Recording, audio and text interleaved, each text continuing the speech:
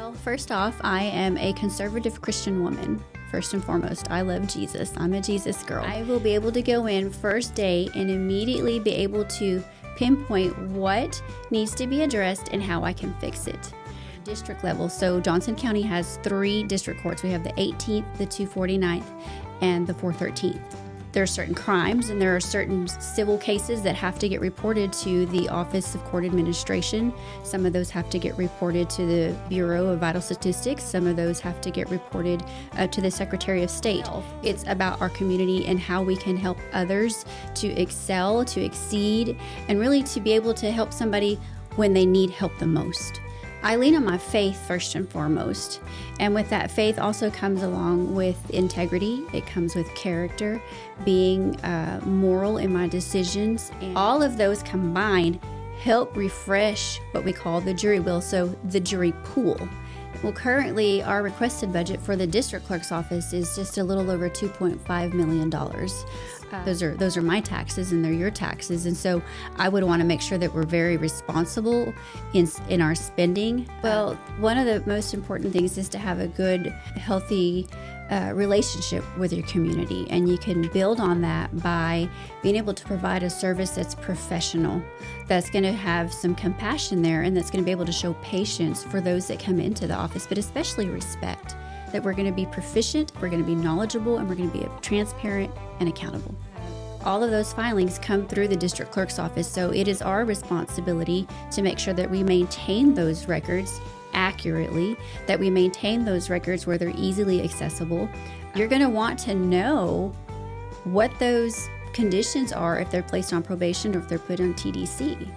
Well, one of the big things technology-wise is our e-file system. In the future and moving forward, what I would like to do is to be able to gradually implement more paperless if we could. And when something is important to you, you're passionate about it.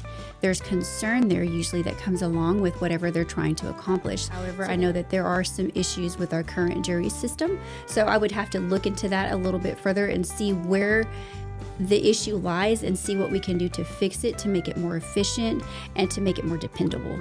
So it's extremely important that the staff is knowledgeable, and when they're being given those descriptions, they can go, I know exactly what you're looking for. Let me help you find it. I want them to know that they can trust me to be fiscally responsible with the monies that we receive and with our budget. For whatever situation it is, that has impacted the individual's life, period. And we need to respect what that order is, and we need to have some respect for the person that it affected and the families that it has affected. I would need to look at that and figure out what can I do within my budget to help save the county money, but also provide adequate training so that we can have a really efficient office. Our justice system, like you said, it can be very difficult to navigate.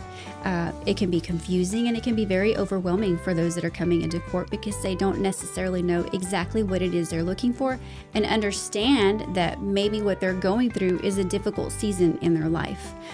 Our job is to listen, and our job is to help. And I hold pretty tight and pretty strong to my convictions and serve you as the community, to serve our judges, to serve our attorneys, and to serve my family, but especially our community. I hope that you take my 23 years of experience into consideration, and if you have any questions, I would love to be able to speak to you one-on-one.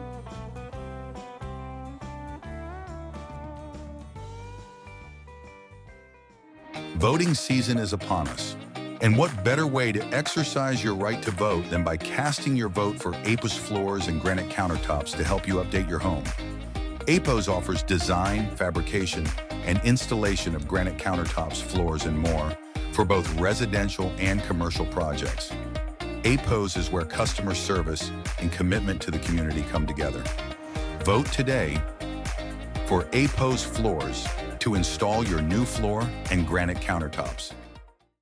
Welcome to the Texas Transparency Project, where transparency perpetuates accountability. Our mission is to help people judge candidates, ballot issues, and public problems fairly. We focus on how a person will use power, how their choices will affect your daily life, and whether they can be trusted to use that power that we as voters bestow upon them responsibly. Transparency means the public can see how leaders use power. Accountability happens when voters use what they see to make smart choices at the ballot box. Public office should not be earned just because someone is famous, popular, or well connected, because popularity is not the same as ability. If we do not judge leaders carefully, we can end up with selfish or harmful leadership that is self-serving opposed to selfless. Texas Transparency Project does not tell you who to vote for. We give you the tools to decide who should represent our communities and how to hold them accountable once they're in office. Today we have Connie Russek. She's running for district clerk. She has a clear understanding of how the justice system works and how the district clerk's office serves the courts and the public. She views the office as a critical hub for accuracy, transparency, and most importantly, public trust. With proven leadership experience, she is prepared to manage daily operations, support and train staff, and ensure the office operates with professionalism, efficiency, integrity for the people of Johnson County. Ms. Russek brings more than 22 years of direct service in Johnson County's justice system. She began as a court clerk, then spent over 20 years in the district attorney's office as a legal assistant, intake specialist, and trial and appellate secretary. Her background includes extensive case management, courtroom support, and collaboration with judges, attorneys, and law enforcement. She has also played a key role in court software selection, implementation, data integrity, and system upgrades, working closely with Tyler Technologies, DPS, IT, and clerk offices. Experience that directly aligns with the technical and operational demands of the district clerk position that she is asking you as voters to trust her with.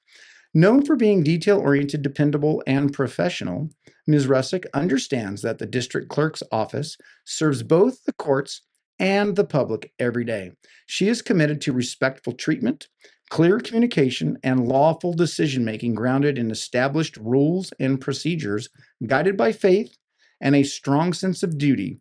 She views public service as a calling and seeks to bring her career full circle by leading the district clerk's office with experience, accountability, and a heart, providing the service Johnson County deserves. Ms. Russek, thank you for joining us. This is your first time here on Texas Transparency Project. Welcome, and how's everything been going? I think it's going wonderful. I think it's going great. I have been pushed out of my comfort zone, but I am so grateful for that. Because of that, I've grown. I've created new friendships and built new relationships, and so to me, that's extremely rewarding. Getting to know more people and getting to spread my message a little bit more. But it's going great. That's good to hear. And, we're in the middle of an election season. Every 2 years, we have a primary, and we're a couple days away from early voting. You've been campaigning now for quite a while.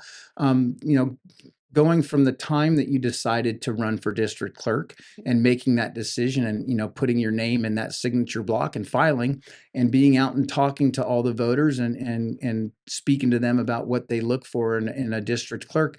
How is the election going, and what are you hearing from the citizens of Johnson County?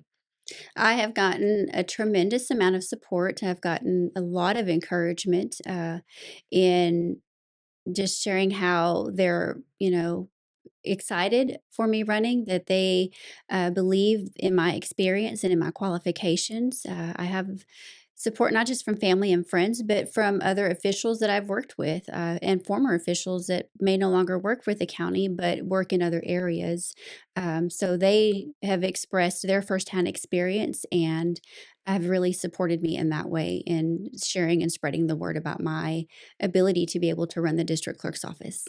It definitely takes a team for an election. It is a big undertaking. I watch a lot of campaigns, and I'm in awe at what behind the scenes goes into it. We ask all of our guests here. We ask them a couple of questions. We call them the 3 Ws. And the first one is we ask who you are, and we want you to define in your own words. Who is Connie Russek? Well, first off, I am a conservative Christian woman, First and foremost, I love Jesus. I'm a Jesus girl. The second thing I am is a wife. I am a mother. I am blessed with bonus children, and so we are a big blended family that I am so blessed with.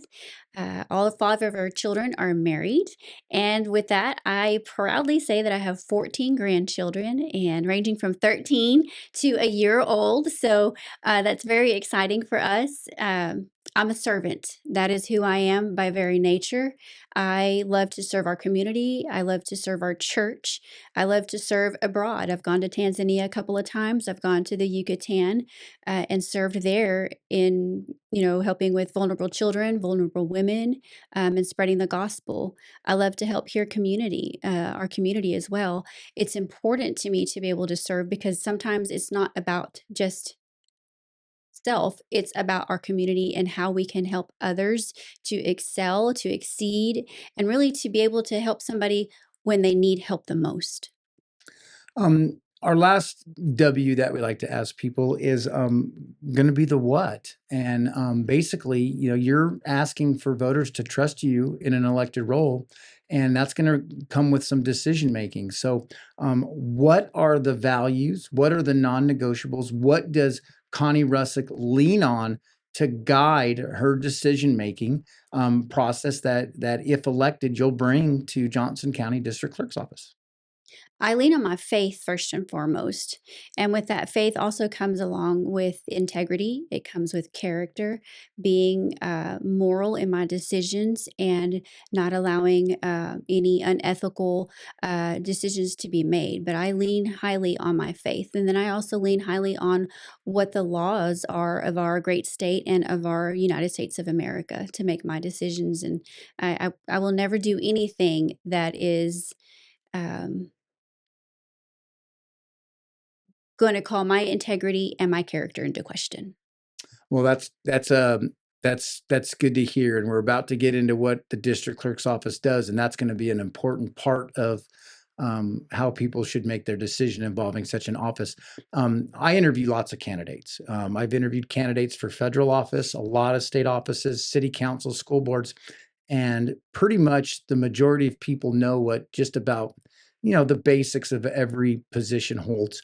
Not a lot of people understand what the role is of a district clerk and what responsibilities that they have, especially one that would lead to it being an elected position. In your own words, what is the job description of, what is the role, duties, and responsibilities of the district clerk? Greg, that's a really great question. And that is a common question that I've had in running my campaign. Um, People truly don't know what that is. And so, in short, the district clerk's office is responsible for records management of anything that is filed into the courts that are district level. So Johnson County has 3 district courts. We have the 18th, the 249th, and the 413th. And every case, whether it's felony, civil, family, if it's tax, uh, all of those filings come through the district clerk's office. So it is our responsibility to make sure that we maintain those records accurately, that we maintain those records where they're easily accessible. We're also responsible for our jury services. It's our responsibility to make sure that we have a refreshed jury wheel. We're also responsible for the registry and for our finances of our courts. So, for instance, if there is a minor that wins an award off of a civil case, it is the district clerk's responsibility to keep up with that registry and those monies earned or won by the minor until they are old enough to receive those monies. So if there's an order that's received by the clerk's office to release those funds, it is the district clerk's office to release those funds to the minor. I believe they also have to, they can also invest those monies for the minors as well. They're also responsible for reporting vital statistics. Um, there are certain crimes and there are certain civil cases that have to get reported to the Office of Court Administration. Some of those have to get reported to the Bureau of Vital Statistics. Some of those have to get reported to the Secretary of State. And so there's a long list of required reporting that goes into the district clerk's responsibilities. One of the things you brought up was the jury wheel. A Yes. lot of people look at jury is a 4-letter word. I think it's I'm chomping at the bit to get on a jury. I unfortunately have never been able to sit on one, but when you talk about the jury wheel, I don't think a lot of people would correlate jury duty district clerk's office. Talk to us about the role the district clerk plays with jury, what a jury wheel is, and Okay. how a district clerk facilitates the jury process, which is so important to due process in our criminal systems. Yes, absolutely. So the district clerk's office is responsible for making sure that the jury wheel, as we call it, because a long time ago, way before my time, there was a huge wheel, so you could say almost like a hamster wheel, that they would crank, and they would have the names of individuals in the wheel, and they would spin it. And when they would get done spinning it, they would open it up and they would draw the names of potential jurors so that they could narrow it down to the 12 or however many were needed. If I say bingo, am I out of line? A I'm thinking little like a bit. bingo thing, but anyways, I'm sorry. Go ahead. So, but of course now, we're much more modern now. So we have electronic softwares now that do that handle that, and so that's done through our driver's license. It's done through reporting through to our Secretary of State and to our elections office. So, for instance, if someone is convicted of a felony, that automatically pulls them out of the jury wheel. So it's the clerk's responsibility to send a form to the elections office detailing the name of the individual, what they were sentenced to, and the crime that they committed. And they send that to the elections office, and together with the elections office and the Secretary of State and the clerk's office and the Texas Department of Public Safety and the driver's license division, all of those combined help refresh what we call the jury wheel. So the jury pool of potential jurors. So it keeps, if we have anybody new moving into the community as well, those get added as well. When you do your change of address with your driver's license, that also gets input into the system so that we can have a more up-to-date jury wheel. Awesome. So, other than jury, which everyone cares about jury duty, but most people are fortunate enough to never have to go in front of a court. Court's always an emotional thing. There's winners and losers in every case. Yes. But the bottom line is most people are never subjected to court. So therefore, records would not necessarily be important. But why should the average resident, the average everyday citizen, why should they care and take interest in the district clerk's office? Who's elected to manage the district clerk's office? Why should every resident care about that? Well, there's several different reasons actually that they should care. One is even though they may never set foot in the courtroom, chances are they know someone who has. And so my hope would be that the person that has set foot in court, that they would be able to share their experience with the person that has not. And I would hope that they could share an experience that was, even though a difficult experience, but they could be informed so they can inform someone else. The other level of that is when a judgment is entered. For instance, my background's a little bit more criminal, so I want to give this as an example. So if you have someone that is convicted of a DWI third, you're going to want to know what those conditions are if they're placed on probation or if they're put on TDC. It's going to affect the person because if we, submit the wrong paperwork, if there's a civil judgment on a case and the wrong paperwork is submitted, it'll cause a ripple effect and it could affect the community as well.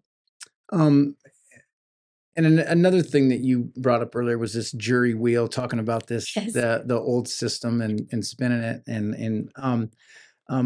the bottom line is recently in Johnson County, there's been a lot of talk about technological upgrades, about moving kind of, older school methods and processes and stuff like that and kind of modernizing them.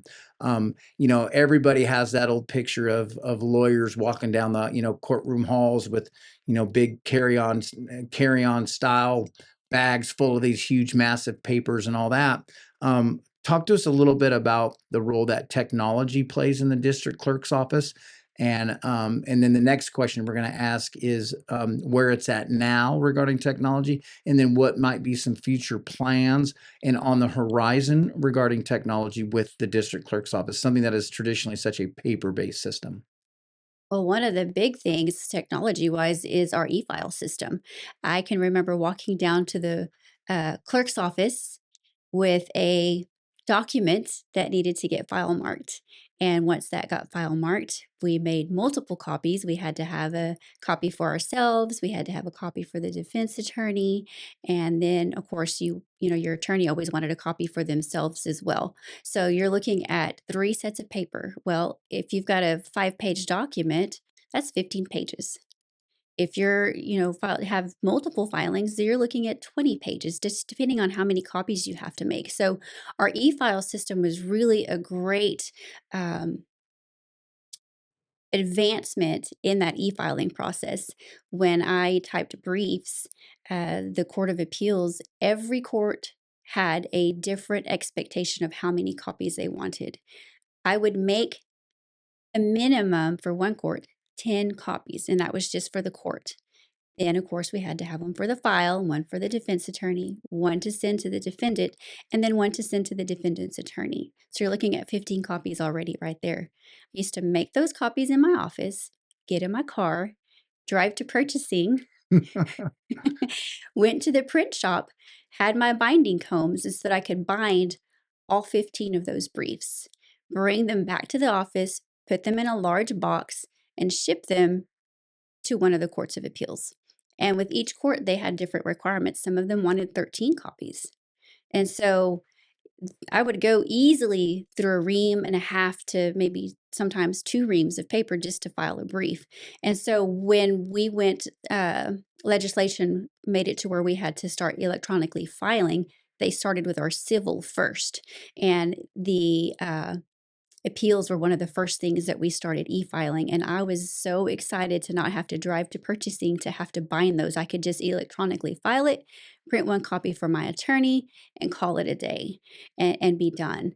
And so, e-filing has grown. It eventually moved to the criminal cases where everything there has to be electronically filed as well. So, the county is slowly moving towards paperless. And minimizing those costs with our papers and our printers and um, the maintenance of our copy machines and our printers. And so we're moving there slowly. And so I think eventually the clerk's office is going to continue to move that way because there are still paper documents that are filed because you do have a lot of people that come in with their own paper to bring file mark because some people don't always have access to the electronic filing. And so looking forward, is there anything on the horizon for whether it be for the jury pools, for the court systems? It sounds like this is a work in progress. I'm sure a lot of the environmentalists and those that are trying to save the trees will be very happy with the fact that we're going to an electronic system. But looking forward, obviously this is an elected official. If you choose to do this for a while, things are forecasted years out. Anything on the horizon down the road where technology might be leaning, or what ideas may you have in regards to how technology can benefit the office, benefit the court systems, benefit the record keeping systems that a district clerk would be responsible for? Okay, well, um, you know, in the future and moving forward, what I would like to do is to be able to gradually implement more paperless if we could. We still on occasion will receive a paper subpoena so that we can actually go and physically serve a subpoena to an individual. So there is going to have to be some paper there involved, but if we can start eliminating those, because used to the clerk's office would print off the subpoena and then bring it to us. So if we can kind of eliminate some of those steps there, we're not going to be able to serve somebody a subpoena electronically, especially an individual if I want to go find a specific person. But the other thing is that Tyler Technologies is the court system that we use now.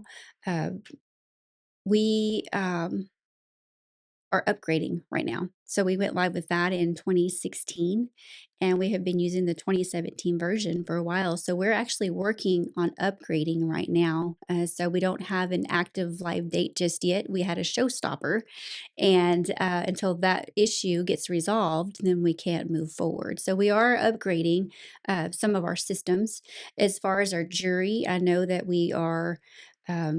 I know there's been some talk about that there's a new jury service coming in 2027. I have not heard that. However, I know that there are some issues with our current jury system. So I would have to look into that a little bit further and see where the issue lies and see what we can do to fix it to make it more efficient and to make it more dependable. And talking about anytime you transition from older methods, older processes into newer ones, the bottom line is it costs money, and the bottom line is that a district clerk's office, like the rest of the county government, the rest of city governments, these are taxpayer funded stuff. Johnson County Commissioners Court, oversees all the different departments' budgets, and walk us through kind of what the district clerk's budget looks like, and especially kind of what type of money it's dependent on to operate effectively, and how you, if elected district clerk, would manage the budget, especially when trying to do the roles. It's always hard to transition. You got to keep doing the job as you're doing it, and then you have to transition into newer systems. Walk us through what the budget looks like for the district clerk's office and how you would kind of manage that and advocate for the district clerk's office on that annual budget cycle when you have to go to the commissioner's court and say, hey, we need this, we need that, or we can cut this, we can cut that. How would a Connie Russek led district clerk's office kind of lead down that road? Well, currently, our requested budget for the district clerk's office is just a little over $2.5 million. Of that, 61%, about 61% of that is employee salary. So I believe it's around $1.3 million for salary. And then after that, the next biggest line item is our health, our health care. And then we have our um retirement. So a lot of our budget is used, those are our big ticket items in our budget. So I would try my very best to make sure that I'm going to be a good steward of that money for Johnson County, because at the end of the day, those are our taxes. Those are my taxes, and they're your taxes. And so I would want to make sure that we're very responsible in our spending, but also to make sure that we have the budget that we need to be able to provide our staff with the equipment that they need, with the software that we need, and with the supplies that we need. Training, for instance, in reviewing that, that's just about 1% of our budget. And so, that office is going to need some training. So, uh, I would need to look at that and figure out what can I do within my budget to help save the county money, but also provide adequate training so that we can have a really efficient office. Another thing that the district clerk's office does is it's a publicly accessible office. Yes. I've had to use the district clerk's office to get some court documents, and it's got some computers there. You research what you need, you communicate with the employees. That's how it was for me. A very nice office. I had a very pleasurable experience there. But talk to us about the relationship that the district clerk's office needs with the public, why it's important that it's a friendly, user-friendly place, a welcoming environment that the public can access, and how to make it basically more user-friendly to the public. Legally speak is it's a different language in itself. What does a very publicly accessible, user-friendly district clerk's office led by Connie Russek, if you are elected, look like? Well, one of the most important things is to have a good, healthy relationship with your community. And you can build on that by being able to provide a service that's professional, that's going to have some compassion there, and that's going to be able to show patience for those that come into the office, but especially respect. Our justice system, like you said, it can be very difficult to navigate. It can be confusing and it can be very overwhelming for those that are coming into court because they don't necessarily know exactly what it is they're looking for, but they just know how it affects them and they can just give you a general description of what it is that they're looking for. So it's extremely important that the staff is knowledgeable. And when they're being given those descriptions, they can go, I know exactly what you're looking for. Let me help you find it. And so once that's done, they can kind of help guide and show them that this is where this docket entry is at. And they can say, look at that and see if this is what you want, if this is what you're looking for. Of course, there's some boundaries there that they cannot cross, so they have to be very careful in with what they share, but they can at least point them in the right direction. The other thing to make it accessible is that as a clerk's office, we're going to have to be consistent in the way that we enter entries into the system. We can't just type in the word motion or the word order. You're going to have 20 orders on there, and no one's going to know what that order is for. And so we want to make sure that we're consistent in how we upload those things. We want to be consistent in how we label and how we entitle documents so that when someone is maybe given some guidance and says, I want this judgment for my civil case, or I want this order for my divorce, they need to be able to go in there and say, I want my petition for divorce, or I want my final order decree of divorce. And so we want them to be able to easily find that. And I want to make sure that our staff is knowledgeable and they show respect to everybody that walks in that door and understands their perspective and where they're coming from. Because I think when we understand someone's perspective in the public coming in, I think we can be more helpful and we can be more understanding and we can show a little bit of grace, because sometimes you have to have some grace and patience. But ultimately, it's going to come down to respect and knowledge that's going to be able to help our community be able to access what it is that they're looking for. Another thing with public access is, and you touched on this very eloquently regarding the being understanding to people. There's winners and losers in every court case, and a lot of people there's emotions going to be high. How would you manage some of the frustrations, some of the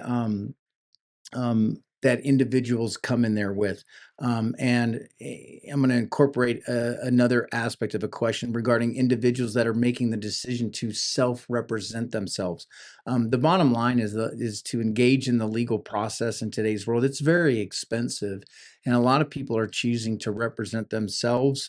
That would require an untrained individual, somebody that isn't a lawyer, I'm assuming, if they're defending themselves, are choosing not to use an independent lawyer, they're going to have to engage your office quite a bit. How would you manage some of the frustrations that go with that, some of the uncertainty, and especially in relation to the individuals that are choosing to self-represent themselves in litigation? What does that piece look like in the district clerk's office? Well, most people when they come in, it is a high, emotions. They're going through something that is very important to them. And when something is important to you, you're passionate about it. There's concern there usually that comes along with whatever they're trying to accomplish. So they are going to come in frustrated, and that's where we're going to need to maintain our professionalism and understand that maybe what they're going through is a difficult season in their life. So we want to try to ease that frustration because most people, I know, like for myself, I just want to be heard. And that's what a lot of what we come across in our county. I've seen it just walking down the hall with someone just very confused, trying to figure out where they need to go. They're tired of getting passed around. They're tired of getting told, well, I can't help you with that. Or no, you need to go to this building. Well, I've gone to this building already. Well, now they sent me to you. So now and so they just get ping-ponged back and forth between different offices. And so that does get frustrating. So I want to be able to make sure that we provide any individual that comes in with some resources and some information. Now, there's a fine line because we can't give legal advice, but we can give legal information. Currently, the district clerk's website has some links that that you can go to that's for self-help litigants, and they're great resources. But I would like to go a little step further, because some of those pro se litigants are pro se litigants because they don't have the financial means to hire an attorney, which means if they don't have that financial means, and they probably don't have the means to have internet, they may not even have a computer, and they may not even have a printer. So I'd like to be able to print something out on a small flyer if I could, that would give them a list of websites, resources. Our Cleburne Library is a great resource, that they could go to, because they have computers there that's for public access and they can print there. We have a law library in the Gwen Justice Center that they can go and do some research in. So I would want to be able to alleviate that frustration by first hearing them out, because that's what they want. They want to be heard. And then to use their perspective and help understand where they're coming from, to kind of ease that tension a little bit and not ping pong them around to different offices, and try to help as best as we can, and not be so quick to rush and say, I can't help you with that. Um, another aspect of the district clerk's office is, you're the caretaker of these records. These are very definitive. When a court case is over, barring the appeal mechanism and all that, and we won't get into that. But the bottom line is these things are binding. There's a lot of times there's things that have to happen, whether it be time needs to be served, whether it be money needs to be paid, whatever it is, and you're the caretaker of these records. Manipulation of these records, it could be a problem if the wrong person is put in the wrong place. What steps and how important is impartiality to you, and how much of a focus on that would a Connie Russek led district clerk's office be? So we do need to be impartial. We are not there just to serve one specific person. You may not agree with the person that you're helping at the counter, or that's on the phone. Sometimes, because it's a high stress situation, you may get in a conversation on the phone with somebody that is highly frustrated, and you may catch them on a bad day when you answer that phone. And so um, our job is to listen, and our job is to help. And so we do have to be impartial. So we have to try to not take things personally, as difficult as it may be, but we can't take things personal. We've got to remember that they are just trying to simply navigate what it is that they are trying to get through. Um, so one of my concerns is having that access to that information. You should never use it against someone. And what I mean by this is, if you know somebody personally and you hear, oh, they have a case, um, you don't get to look at those records to find out what's going on in that case. If you don't have any reason to be in that case, you don't need to be in that case, because that will cause some issues there. That causes trust issues with the community. And so I think that sometimes that will lead to not being impartial, because you may not going to want to help the person that comes in that door. That does not mean that you get to gossip about what you just saw when you're handing somebody, their documents that they've paid for, that it's affected their life. That order, whatever it is, for whatever situation it is, that has impacted the individual's life, period. And we need to respect what that order is, and we need to have some respect for the person that it affected and the families that it has affected. So talking about some of the impartiality stuff Yes. with some of the individuals you come into contact with, on the flip side of that is, Johnson County is growing. There's a lot of growth, a lot of people moving here, but it still is very much a small, tight knit. A lot of people are, stay in the same circles, and a lot of people have generational roots here. Um, there is a potential for something in the district clerk's office to where some outside influence, some people in the community could try to influence things that might go on in that office. And if elected to district clerk's office, you could be asked or put in a position by somebody in the community. How would you navigate that, and any type of outside pressure? What would you lean on to not be swayed and not go down those type of roads? I would lean on my ethical background, on my ethics. I would lean on my faith, and then I would also, especially in the district clerk's office, lean on what I am statutorily required to follow. I'm not easily swayed. I have actually experienced that kind of pressure, outside pressure, from somebody that did used to work, that I used to work with, a former colleague. And they were upset because I wouldn't go that extra mile to help. I did what I could as far as what I was ethically allowed to do, and I wouldn't take another step further. And so I had to end the conversation, and I lost a friend over it. But I'm not going to be swayed to do something that is unethical. I'm not going to be swayed to do anything that's illegal, and I'm not going to do anything that's immoral. It's just not going to happen. Um, I'm pretty, I'm, I hold pretty tight and pretty strong to my convictions. As we get ready to wrap this up, some people have already made their decision to vote. Yes. Some people already know they're going to vote for you. Some people already know they're going to vote for their opponent. But the bottom line is a lot of people get as much information as they can, and we highly encourage this. Get as much information as you can about all the candidates. As we get ready to enter early voting here, and here again, late night on March 3rd, we're going to have a new district clerk. Regardless, the election will be over at that point. What is the clearest promise and just steadfast foundation that you stand on that you want voters to remember about if they choose to cast their vote for Connie Russek? What's the clearest promise that you're making to voters? I promise to uphold the laws of the state of Texas. I promise to make sure that I keep accurate records, that they can be trusted. I want to make sure that they know that when they come to the district clerk's office, that they can count on everything that they need is going to be where they need it. I want them to know that they can trust me to be fiscally responsible with the monies that we receive and with our budget.